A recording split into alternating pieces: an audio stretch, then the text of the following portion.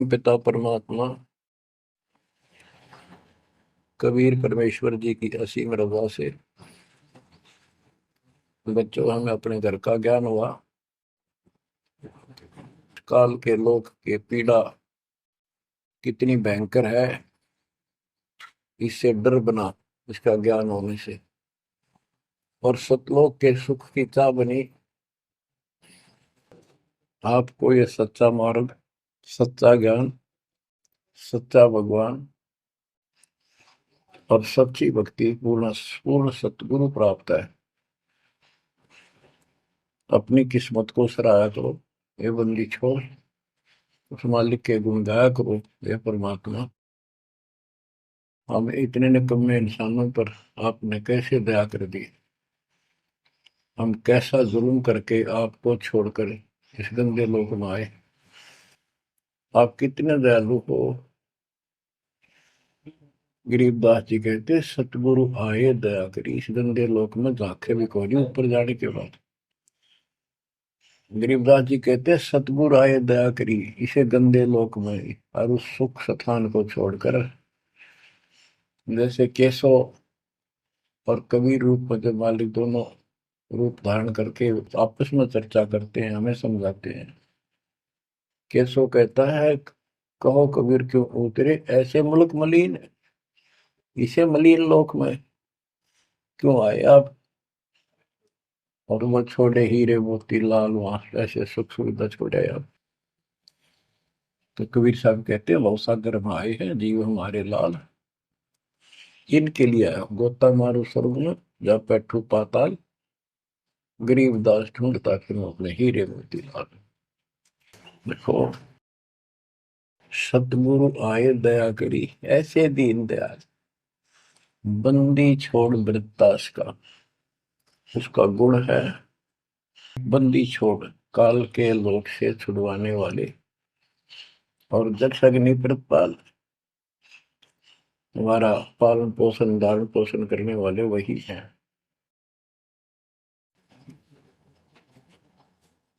आपको इतना ज्ञान सुना दिया और सुना रहे हैं, इस ज्ञान से आपके अंतःकरण में ये फाइनल हो जाएगा एक दिन। क्योंकि बार बार कोई वस्तु सुनते हैं उसका धीरे धीरे धीरे धीरे असर बनना शुरू होता है। तो बच्चों, परमात्मा प्राप्ति के लिए हम बहुत समय से प्रयत्न करते आ रहे हैं। युग बीत गए अपने को युग। ये योग माने साधना भक्ति नहीं है, ये तो मान बढ़ाई का रोग लगा हुआ है। जब तक सच्चा नाम निज नाम नहीं मिलेगा, सच्ची भक्ति नहीं मिलेगी, ये जन्म मरण का रोग यूं का यूं बना रहेगा। और घर घर द्वारे भटकते बेख बिना यकीन। गिरफ बेख लिया तो क्या हुआ, जब लग नहीं विवेक, तीन काल निपजे नहीं, नहीं मिटे कर्म रेख। ये बेख लेना होता है किसी विशेष पंथ में, उसकी वेशभूषा ग्रहण कर लेते, दीक्षित माने जाते हैं। जैसे वैष्णव परंपरा के व्यक्ति एक कंठी माला गले में डालते हैं, सफेद बाणा पहनते हैं, तिलक लगाते हैं, बड़ी बड़ी दाढ़ी मूछ रखते हैं, इनको वैष्णव साधु बोलते हैं। दूसरे कन पाड़े हैं, कान पड़वा लेते हैं, उनमें बाला जैसी मोटी मोटी मुद्रा डालते हैं, बड़ी बड़ी जटा रखाते हैं, सुल्फे पीते हैं, चिमटे रखे। गरीब देख लिया तो क्या हुआ, जब लग नहीं विवेक, तीन काल निपजै नहीं, नहीं मिटे कर्म रेख। कि ये अलग से कोई वेशभूषा बना के भाई ये आडंबर कर भी लिया, बिना विवेक बिना ज्ञान के इससे कोई लाभ नहीं होगा। तीन काल निपजा नहीं, यानी कदे भी लाभ नहीं होगा, कभी भी नहीं मिटे कर्म रेख, यानी कर्म के दंड पाप कर्म नहीं कटेंगे। गरीब अधः कपाली तपत है, तल सिर ऊपर पैर, दम का खोज न जानही, क्या देही सुबर। क्या बताते हैं कि कोई ऊपर न पैर कर आसन पर नीचे सिर करके तपता है, कोई किसी प्रकार से कठिन साधना करता है कि तुम श्वास के सिमरण का दम का खोज न जाने ही, क्या दे ही सुबैर। आप ठीक से भक्ति नहीं जानते, जो श्वास का सिमरण है उसका ज्ञान तुम्हें नहीं है, फिर इस शरीर के साथ क्यों दुश्मनी कर रखी है, इसकी दुरुक्ति कर रखी, इसको इतना कष्ट दे रहे हो। ग्रीब यादे ही सोंगी नहीं, महंगी रत्नों मोल। जय जाने तो राम जप, नहीं कुल कपाट न खोल। यह देही मनुष्य शरीर इतना सस्ता नहीं है। युगों युगों अच्छे पुण्यों के कारण, धर्म भक्ति करने के कारण मानव शरीर प्राप्त होता है। इसको, ये बहुत कीमती है। इसको ऐसे बकवादों मत को, पर तो साधना नहीं करते, करते हैं तो ये शास्त्र विरुद्ध करते हो, ये सब गलत बताइए। गिरिव पर्वत डूंगर क्यों चढ़ो, बस्ती तो जो न गाम। बन बस्ती में एक सा, जाके हृदय राम। पर्वत डूंगर क्यों चढ़ो, कहीं जाने की आवश्यकता नहीं है। परमात्मा की सच्ची भक्ति अपने घर पर करो, कहीं भी करो, वो सच्ची भक्ति होनी चाहिए। ग्रीव सत्य पुरुष निर्गुण कला, सरगुण कल्प विनोद। ओहम सोहम से भिन्न अक्षर को सोद। परमात्मा कबीर जी की भक्ति करो, और ओम सोहम तो आपको बता ही रखा है, इससे भी अलग एक मंत्र है, उस मंत्र को विशेष दान से जाप करो। यानी सच्ची भक्ति, परमात्मा कबीर जी की सत साधना पूरे सतगुरु से लेकर, जो साधना करता है भक्त भक्तमती बच्चे, वो कहते हैं मंडी मसाणों, शमशान घाटों पर, मंडियों पर जो लोग जहाँ पूजा बकवाद करते हैं, और राक्षसों के झुंड, ये भूत प्रेत घूमते फिरते हैं, कि इन मकी निसंग फिरो, निर्भय होकर घूमो, जीव जब लग जोखिम नहीं, और मरो जब निसंक मरो, कि परवाह ना करना। परमात्मा कबीर जी कहते हैं, गरीबदास जी कहते हैं, परमात्मा कबीर जी तेरे सक्षम है, अपने भगत को इतने जीवन रहेगा, इतने कोई टेंशन नहीं होने देंगे, कोई दिक्कत नहीं आने देंगे। मरा जब निर्भय होकर शरीर छोड़ देना, आपके लिए विमान तैयार मिलेगा, टेंशन ना लेना। गरीब चंद्र सूर्य की आयु लग, जे जीव का रहे शरीर। सतगुर से भेटा नहीं तो अंत कीर का कीर। चंद्र और सूर्य, चांद और सूरज की आयु लग, यदि जीव का शरीर रहे और सच्ची भक्ति पूरे सतगुरु से प्राप्त नहीं हुई, तो कितनी साधना करता दिखता, अंत में कीड़ा मकोड़ा, कीर का कीड़।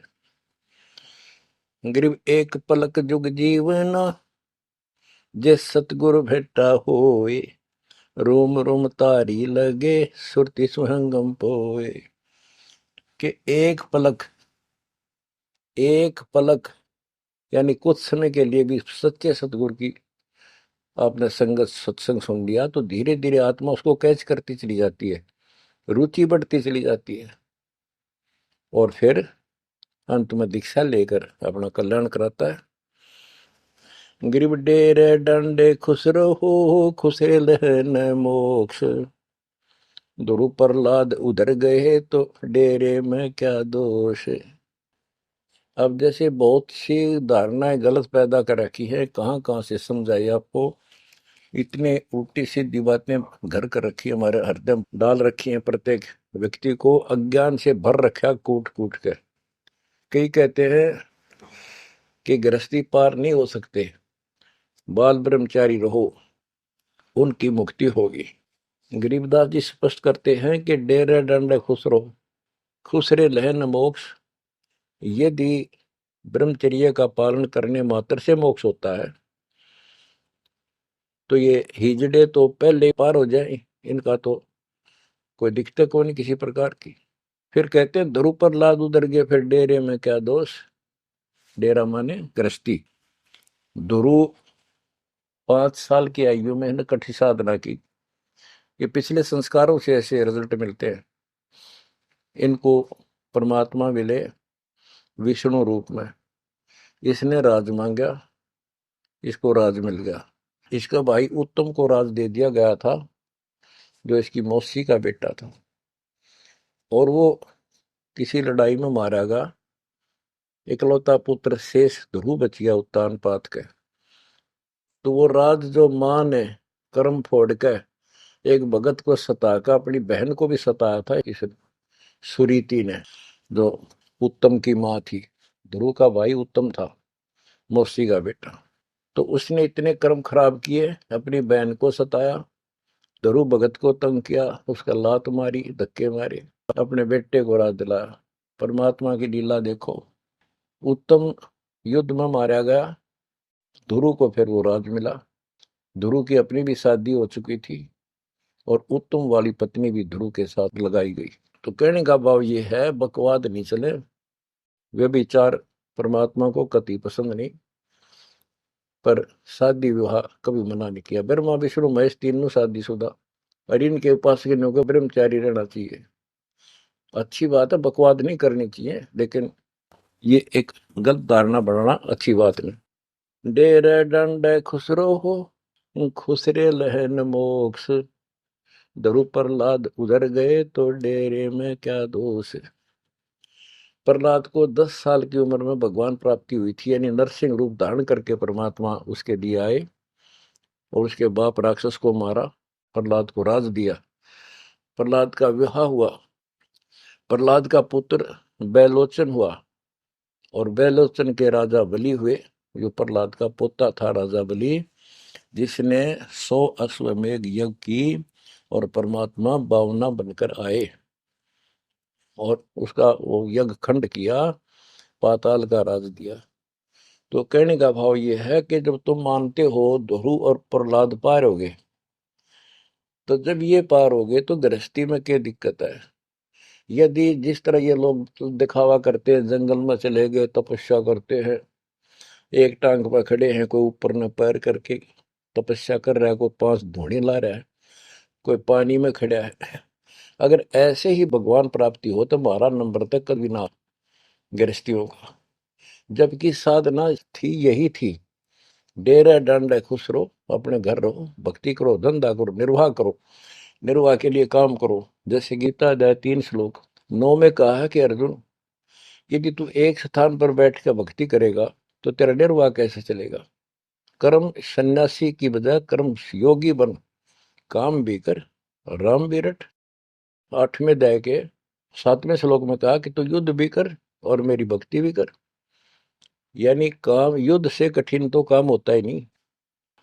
तो यह बताते हैं, और गरीब गाड़ी बाहो, घर रहो, खेती करो खुशहाल, साईं सिर पर राखिए तो सही भक्त हर लाल। गरीब डेरे डंडे खुसरो हो, खुसरे लहन मोक्ष, ध्रुव प्रहलाद उधर गए तो डेरे में क्या दोष। जैसे गलत धारणाएं पैदा कर रखी है कि मोक्ष तो उसको प्राप्त होगा जो घर छोड़ जाएगा, जंगल में कठिन तपस्या करेगा, परिवार का मोह त्याग देगा और ब्रह्मचारी जीवन जिएगा। तो यहाँ गरीबदास जी स्पष्ट करते हैं कि डेरे डंडे खुश रहो, ये खुसरे लहे ना मोक्ष, अपने घर पर रहो आराम से। यदि ब्रह्मचर्य का पालन करने मात्र से और जंगल में बैठ जाने से मोक्ष होता है, तो ये खुसरे इजड़े तो सारे पार हो जाए। नहीं, ऐसा नहीं है।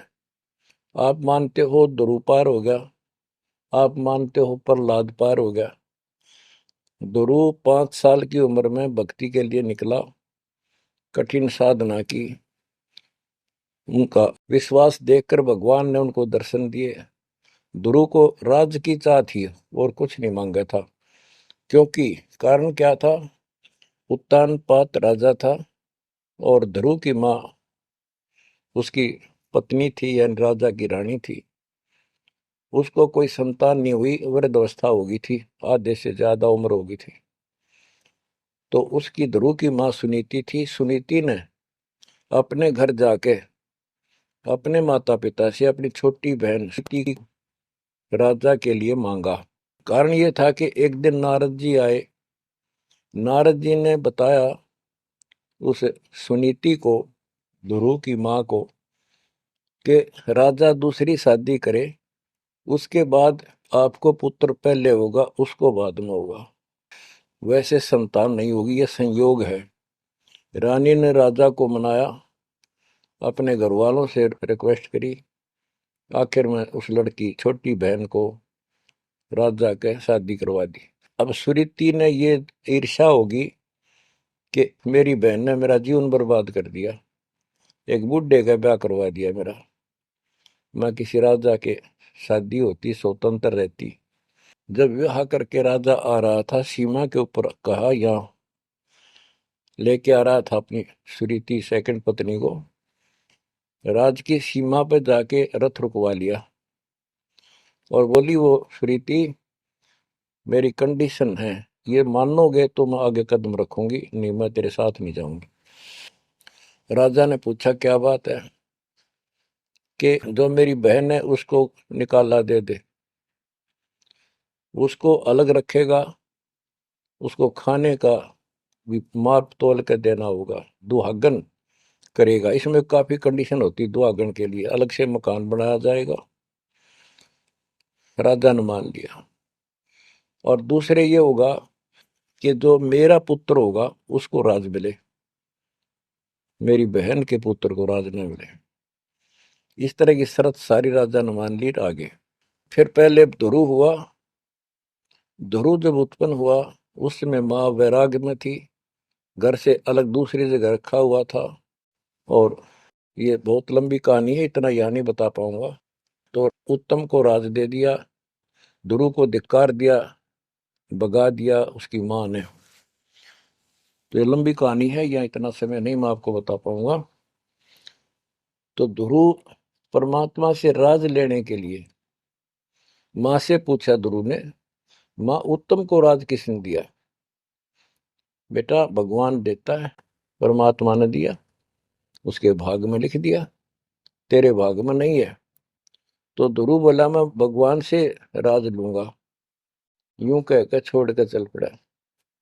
6 महीने तक एक पैर पे खड़ा होकर, या जैसे भी तपस्या खूब की, जाप किया। पिछले संस्कार से होता ही है, वैसे तब तो दुनिया करती है, पिछले युगों का बहुत संस्कार भक्ति करते करते आए हुए थे, और वो काफी संग्रहित थी, उसके प्रतिफल में मालिक ने उनको ऐसा कुछ कर दिया। परमात्मा प्रकट हुए, बोले भाई क्या मांगता है बोलो। मुझे राज चाहिए भगवान, मुझे राज दो। ठीक है, राज दे दिया कि पहले तो यहाँ कर, फिर तुझे ऊपर एक अलग अलग से ब्रह्मांड बना के, तुझे अलग से नगरी बना के दूंगा द्वीप। ध्रुव प्रहलाद वापस आ गया। उधर से ये दोनों बड़े हो गए, उत्तम भी और ध्रुव भी। उत्तम का विवाह भी हो गया, ध्रुव का विवाह भी हो गया। उत्तम मारा गया एक राजा से युद्ध होने से, तो राज भी ध्रुव को मिल गया, और उत्तम वाली जो पत्नी थी वो भी ध्रुव के साथ लगाई गई। तो कहने का भाव ये है, गरीब डेरे डंडे खुश रहो, खुश रे लेना मोक्ष, ध्रुव प्रहलाद उधर गए, तो डेरे में क्या दोष। जैसे ध्रुव ने शादी कराई, ध्रुव की भी संतान हुई, और आपके तो ये पार हुआ, तो ये डेरे में था, घर में था, गृहस्थी में था, तो पार हुआ, तो भी पार हुआ। कितना पार हुआ? वो पार होना अलग अलग स्टेजेज है। एक तो स्वर्ग तक पहुंच गया, पार हो गया।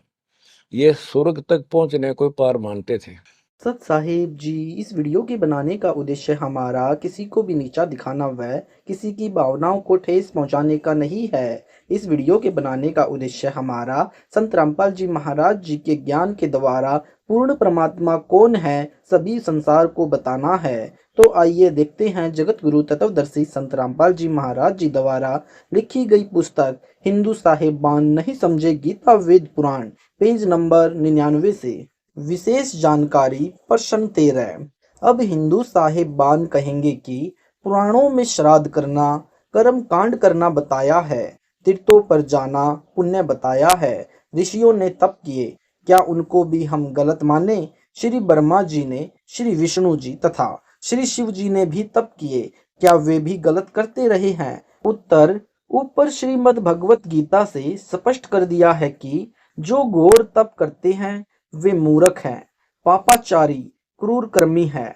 चाहे कोई ऋषि हो या अन्य, उनको वेदों का क ख ग का भी ज्ञान नहीं था। सामान्य हिंदू को तो क्या होगा, कहाँ से होगा? गीता में तीर्थों पर जाना कहीं नहीं लिखा है, इसलिए तीर्थ भ्रमण गलत है। शास्त्र विधि त्याग कर मनमाना आचरण है जो गीता में व्यर्थ कहा है। प्रश्न 14, क्या पुराण शास्त्र नहीं है? उत्तर, पुराणों का ज्ञान ऋषियों का अपना अनुभव है। वेद व गीता प्रभु दत्त यानी गॉड गिवन ज्ञान है जो सत्य है।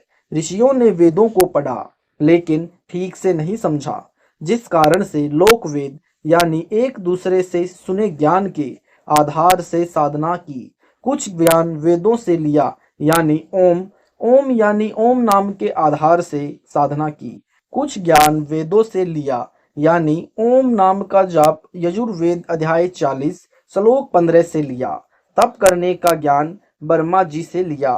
खिचड़ी ज्ञान के अनुसार साधना करके सिद्धियां प्राप्त करके किसी को श्राप किसी को आशीर्वाद देकर जीवन नष्ट कर गए। गीता में कहा है कि जो मनमाना आचरण यानी शास्त्र विधि त्याग कर साधना करते हैं उनको कोई लाभ नहीं होता। जो घोर तप को तपते हैं वे राक्षस स्वभाव के हैं। प्रमाण के लिए, एक बार पांडव वनवास में थे। दुर्योधन के कहने से दुर्वासा ऋषि 88,000 ऋषियों को लेकर पांडवों के यहाँ गया। मन में दोष लेकर गया था कि पांडव मेरी मन इच्छा अनुसार भोजन करवा नहीं पाएंगे, मैं उनको श्राप दे दूंगा, वे नष्ट हो जाएंगे। क्या यह नेक व्यक्ति का कर्म है? दुष्ट आत्मा ऐसा करता है। विचार करो, दुर्वासा महान तपस्वी था।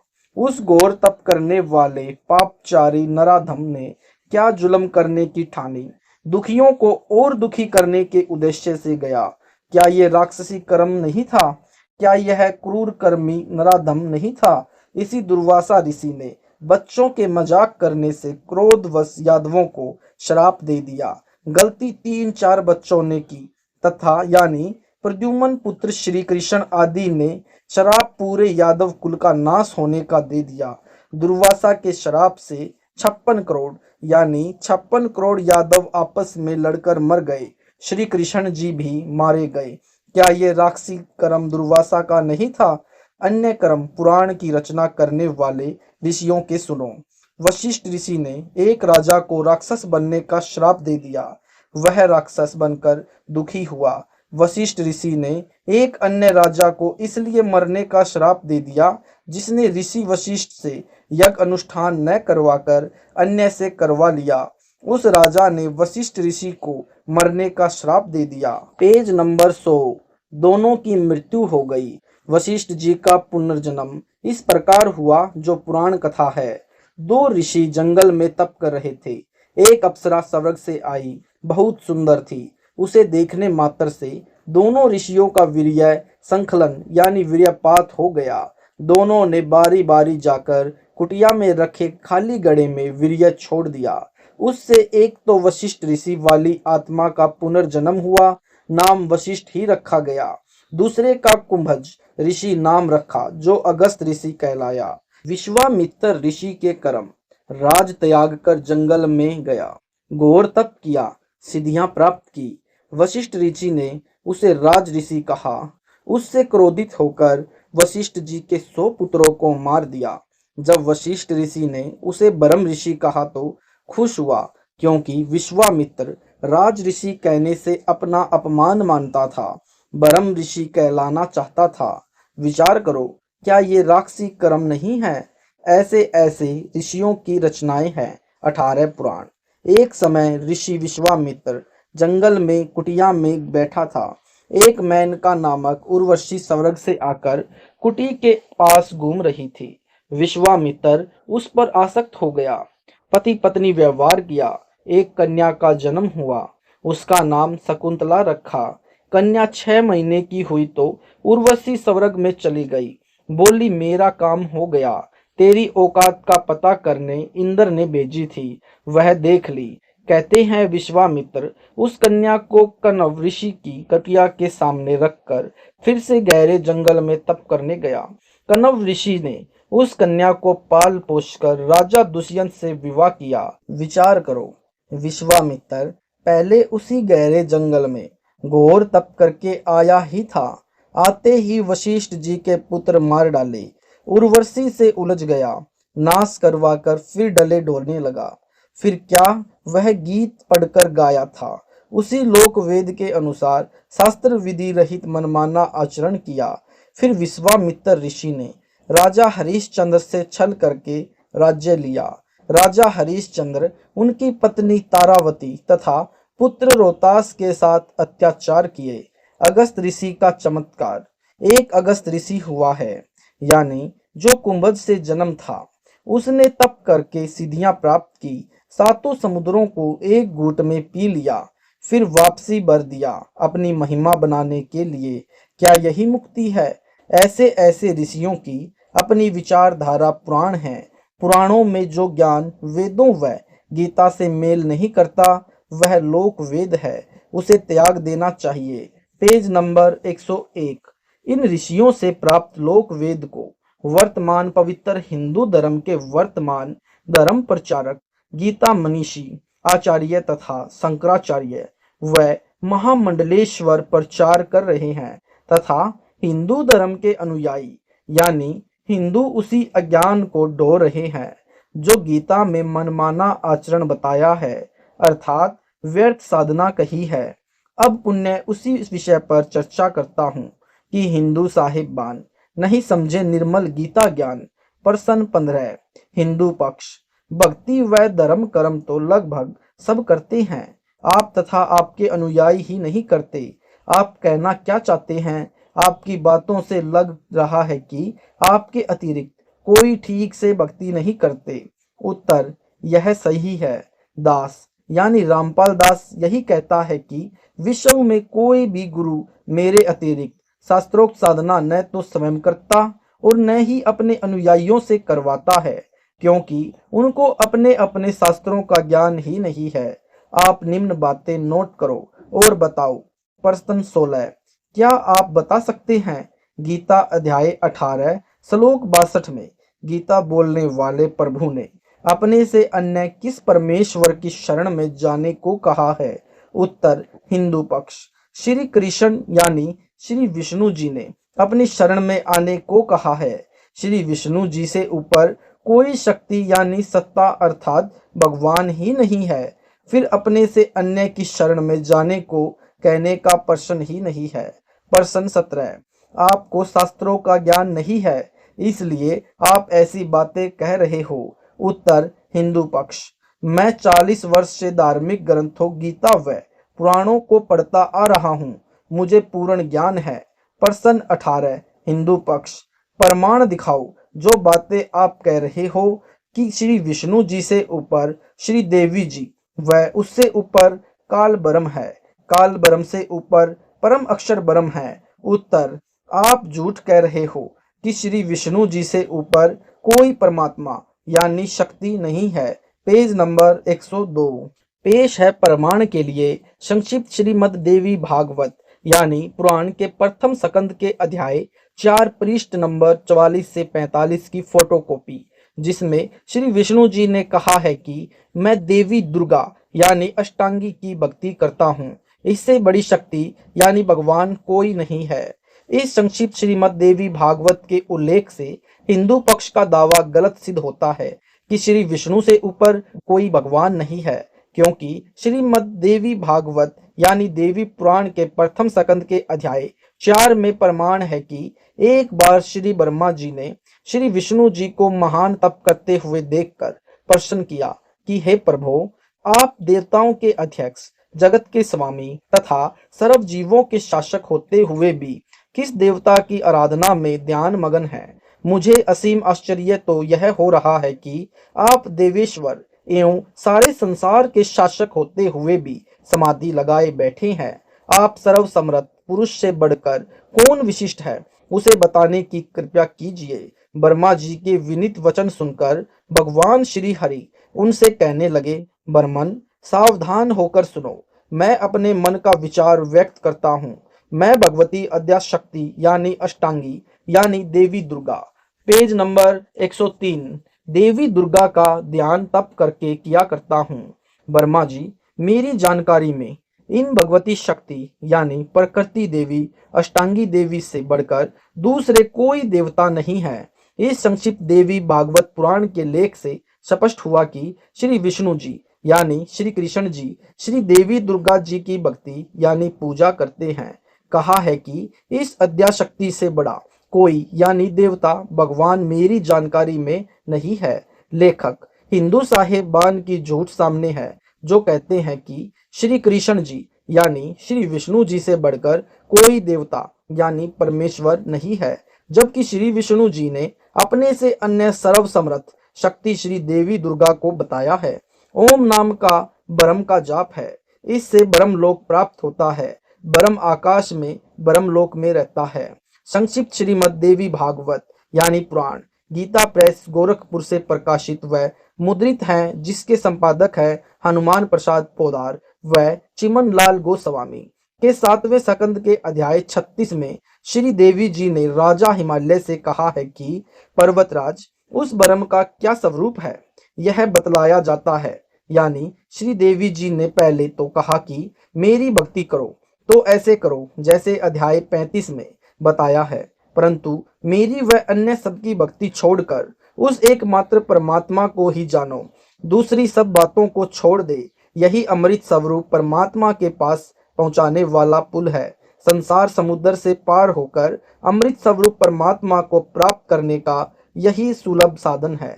इस आत्मा का ओम के जाप के साथ ध्यान करो, इससे अज्ञान में अंधकार से सर्वथा परे और संसार समुद्र से उस पार जो ब्रह्म है उसको पा जाओगे। तुम्हारा कल्याण हो। वह यह सबका आत्मा ब्रह्मलोक स्वरूप दिव्य आकाश में स्थित है।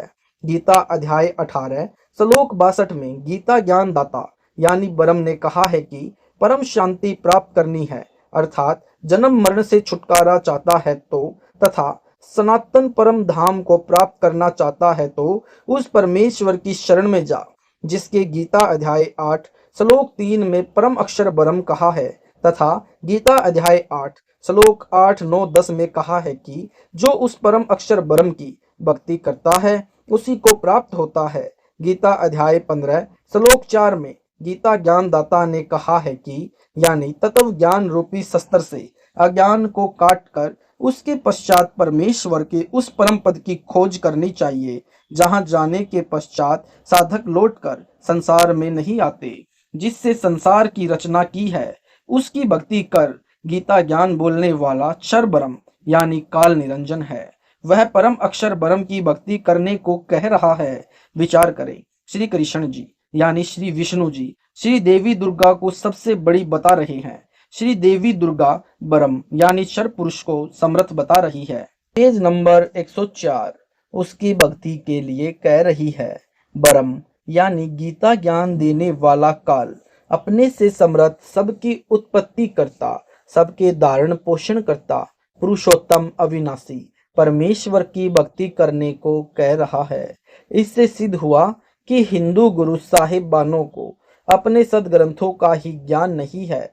जिस अध्यापक को अपने पाठ्यक्रम की पुस्तकों का ही ज्ञान नहीं है तो वह विद्यार्थियों का भविष्य खराब कर रहा है, उससे बचना चाहिए। पेश है संक्षिप्त श्रीमद देवी भागवत के 7वें सकंद के अध्याय 36 के पृष्ठ नंबर 573 574 की फोटोकॉपी, पेज नंबर 105। श्रीमद देवी भागवत यानी श्री देवी पुराण के 7वें सकंद के अध्याय 36 पर 573 574 के इस उल्लेख से स्पष्ट है कि श्री देवी जी ने अपनी व अन्य सबकी साधना त्याग कर ब्रह्म की साधना करने को कहा है। हिंदू गुरुजन कहते हैं कि श्रीमद् भगवत गीता का ज्ञान श्री कृष्ण जी यानी श्री विष्णु जी ने अर्जुन को बताया।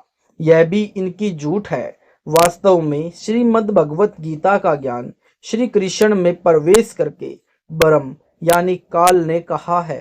ब्रह्म ने यानी गीता ज्ञानदाता ने गीता अध्याय 18 श्लोक 46, 61, 62 व 66 में, गीता अध्याय 15 श्लोक 17 में, गीता अध्याय 2 श्लोक 17 में तथा गीता अध्याय 8 श्लोक 3, 8, 9 तथा 10 में अपने से अन्य परमेश्वर यानी परम अक्षर ब्रह्म की भक्ति करने, उसकी शरण में जाने को कहा है।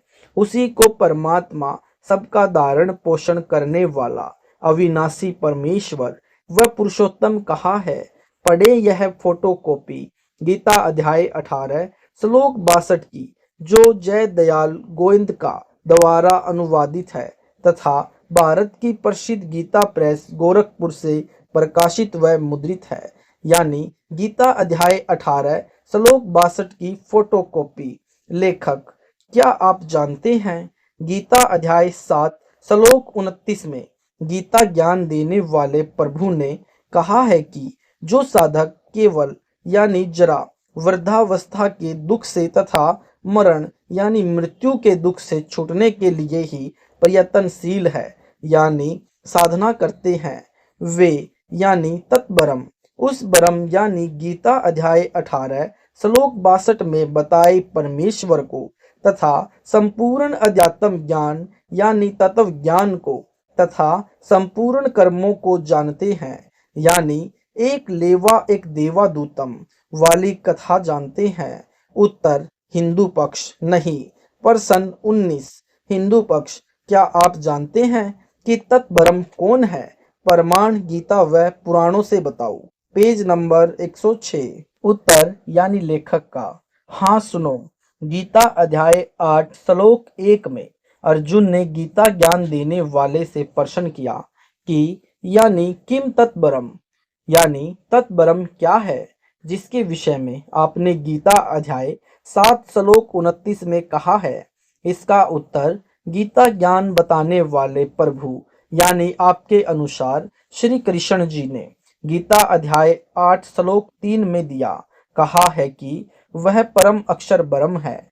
फिर इसी प्रसंग को आगे बढ़ाते हुए गीता ज्ञान देने वाले ने गीता के इसी अध्याय 8 के श्लोक 5 से 7 तथा श्लोक 8, 9, 10 में स्पष्ट कर दिया है कि श्लोक 5 से 7 जो पुरुष अंत काल में मुझको ही स्मरण करता हुआ शरीर को त्याग कर जाता है, वह मेरे साक्षात रूप को प्राप्त होता है, इसमें कुछ भी संशय नहीं है। यानी गीता अध्याय 8 श्लोक 5। हे कुंती पुत्र अर्जुन, अंत काल में मनुष्य यानी साधक जिस भी भाव को यानी इष्ट को स्मरण करता हुआ शरीर का त्याग करता है, उस भाव को ही प्राप्त होता है, क्योंकि वह सदा उसी के भाव से भक्ति हो रहा है। यानी गीता अध्याय 8 श्लोक 6। इसलिए हे अर्जुन, तू सब समय में निरंतर मेरा स्मरण कर और युद्ध भी कर। इस प्रकार मुझ में समर्पित भाव से युक्त होकर तू निसंदेह मुझको ही प्राप्त होगा। यानी गीता अध्याय 8 श्लोक 7। हे बद्र पुरुष, इन उपरोक्त श्लोकों में से तो गीता ज्ञान देने वाले ने अपनी भक्ति करने को कहा है, जिससे उसी को प्राप्त होता है। फिर गीता अध्याय 8 के ही श्लोक 8, 9, 10 तथा 20, 22 में उस परम अक्षर ब्रह्म की भक्ति करने को कहा, जिसके विषय में ऊपर बताया है। गीता अध्याय 8 श्लोक 8, 9, 10। हे पार्थ, परमेश्वर के अभ्यास रूप योग से युक्त दूसरी ओर न जाने वाले चित्त से निरंतर चिंतन करता हुआ मनुष्य परम दिव्य परमेश्वर यानी परम अक्षर ब्रह्म को ही प्राप्त होता है। यानी गीता अध्याय 8 श्लोक 8। श्रीमान जी ध्यान देना, इस श्लोक 9 में गीता बोलने वाले प्रभु यानी आपके अनुसार श्री कृष्ण जी ने यह भी स्पष्ट कर दिया है कि वही यानी सर्वस्व दातारम, सबका धारण पोषण करने वाला है, जो इस प्रकार है। जो अनादि सबके नियंता, सूक्ष्म से अति सूक्ष्म सबके धारण पोषण करने वाले, अचिंत्य स्वरूप सूर्य के सदृश प्रकाशमान, अज्ञान से अति परे शुद्ध सच्चिदानंद घन परमेश्वर का स्मरण करता है, यानी गीता अध्याय 8 श्लोक 9। वह भक्ति युक्त पुरुष अंत काल में योग बल से यानी भक्ति की शक्ति से प्राणों को भ्रिकुटी के मध्य में अच्छी तरह स्थापित करके फिर निश्चल मन से स्मरण करता हुआ उस दिव्य पुरुष यानी परम अक्षर ब्रह्म को ही प्राप्त होता है। Page number 107। हे जेंटलमैन, क्या आपको व आपके धर्म गुरुओं को उस परमेश्वर यानी परम अक्षर ब्रह्म का पता है? वह कौन है जिसकी शरण में जाने से परम शांति तथा सनातन परम धाम यानी सत्यलोक प्राप्त होता है? जेंटलमैन ने कहा, कभी सुना ही नहीं। गीता नित्य पढ़ता हूँ, आज आंखें खुली है। पढ़ें उपरोक्त गीता के सर्व श्लोकों की फोटोकॉपी, जिसके अनुवादक श्री जयदयाल गोविंद का जी हैं तथा प्रकाशक व मुद्रक गीता प्रेस गोरखपुर है। इसी पुस्तक के पृष्ठ 20 से 23 पर गीता बोलने वाला नासवान है, परम अक्षर ब्रह्म अविनाशी है। प्रमाण के लिए गीता अध्याय 4 श्लोक 5, अध्याय 2 श्लोक 12, अध्याय 10 श्लोक 2 में पढ़ें, जिनमें गीता ज्ञानदाता ने अपना जन्म मृत्यु होना स्वीकारा है, तथा गीता अध्याय 2 श्लोक 17 में तथा अध्याय 15 के श्लोक 17 में अपने से अन्य यानी परम अक्षर ब्रह्म यानी परमेश्वर को अविनाशी बताया है। गीता अध्याय 18 श्लोक 62 में उसी की शरण में जाने को गीता बोलने वाले यानी आपके अनुसार श्री विष्णु जी ने कहा है। कृपया पढ़ें फोटोकॉपी उपरोक्त श्लोकों की। इसी पुस्तक के पृष्ठ नंबर 24-25 पर ब्रह्म निवारण गीता अध्याय 15 श्लोक 18 में गीता ज्ञानदाता ने बताया है कि मैं लोकवेद यानी दंत कथा के आधार से पुरुषोत्तम प्रसिद्ध हूँ, क्योंकि मैं अपने अंतर्गत सब प्राणियों से उत्तम हूँ। विचार करो, गीता ज्ञानदाता ने गीता अध्याय 8 श्लोक 3 में परम अक्षर ब्रह्म यानी पुरुष अपने से अन्य बताया है।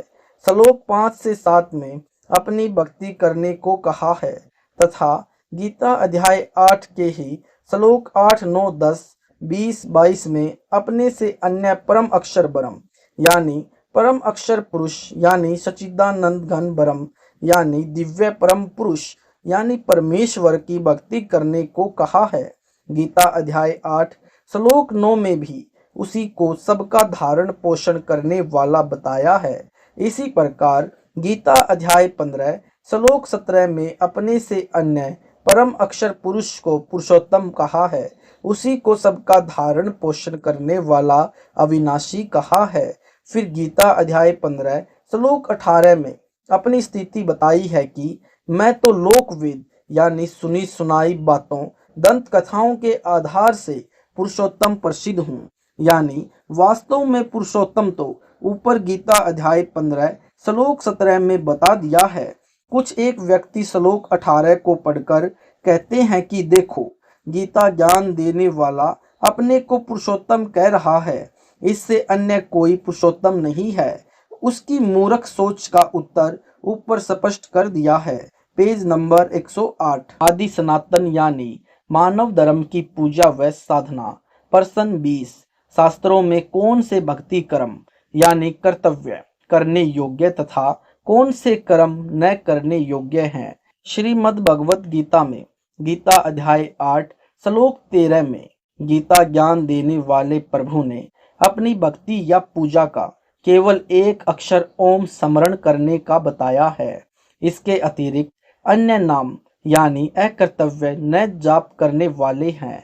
गीता अध्याय 3 श्लोक 10 से 15 में यज्ञ करना यानी कर्तव्य करने योग्य भक्ति कर्म कहा है।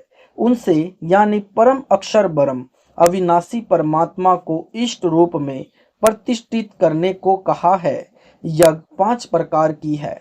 नंबर 1 धर्म यज्ञ, नंबर 2 ध्यान यज्ञ, नंबर 3 हवन यज्ञ, नंबर 4 प्रणाम यज्ञ, नंबर 5 ज्ञान यज्ञ। इनको करने की विधि तत्वदर्शी संत बताता है।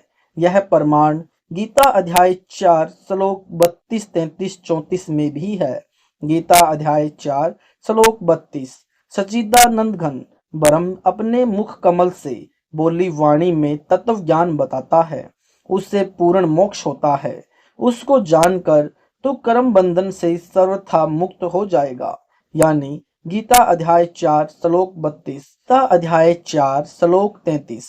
हे परंतप अर्जुन, द्रव्य में यानी धन से खर्च करके ही की जाने वाली यज्ञ से ज्ञान यज्ञ यानी तत्वदर्शी संत का सत्संग सुनना अधिक श्रेष्ठ है, क्योंकि तत्वदर्शी संत धर्म कर्म व जाप आदि करने की शास्त्रोक्त विधि बताता है।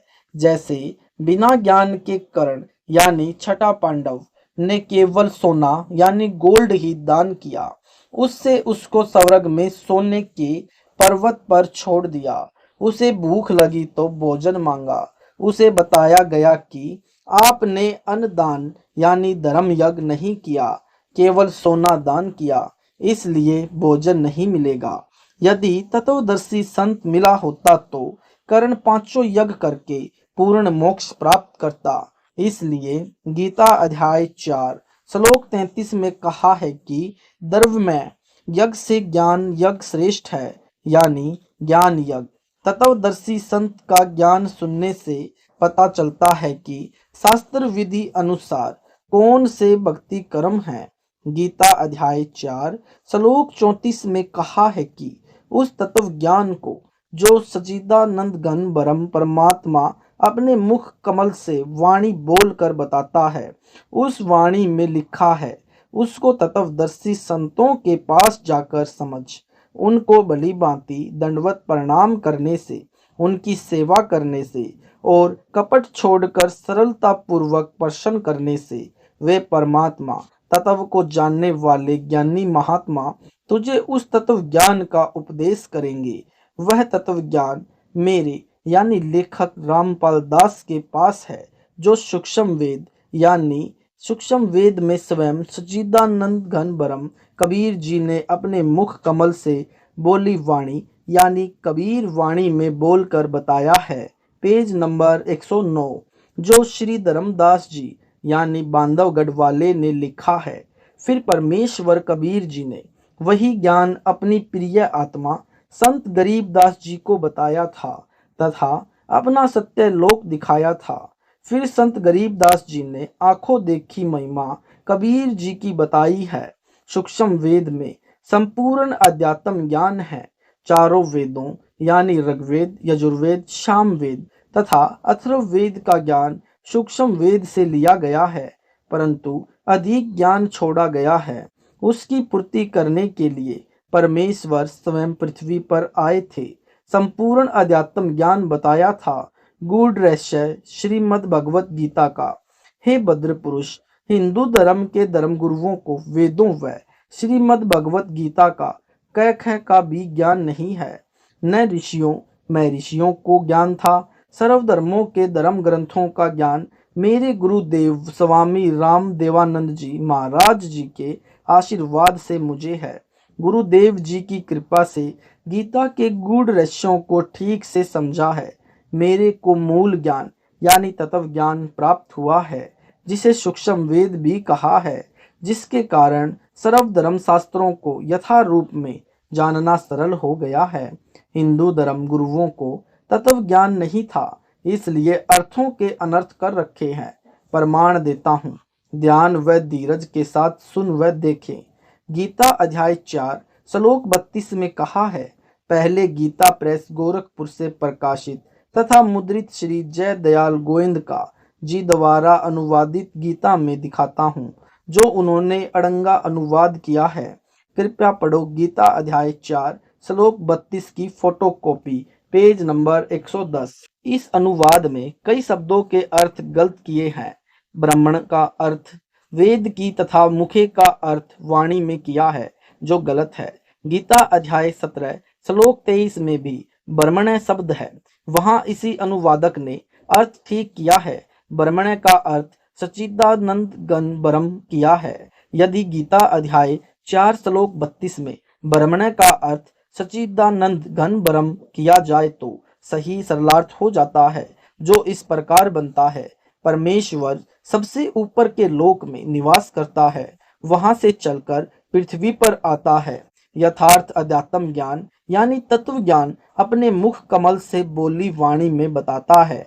यानी एवं इस प्रकार बहुविधा बहुत प्रकार के यज्ञ धार्मिक अनुष्ठानों यानी यज्ञों यानी पूजाओं का ज्ञान ब्रह्मण्य सच्चिदानंद घन ब्रह्म यानी परम अक्षर ब्रह्म के मुखे यानी मुख से उच्चारित वाणी में यानी तत्व ज्ञान में विस्तार से कहा है।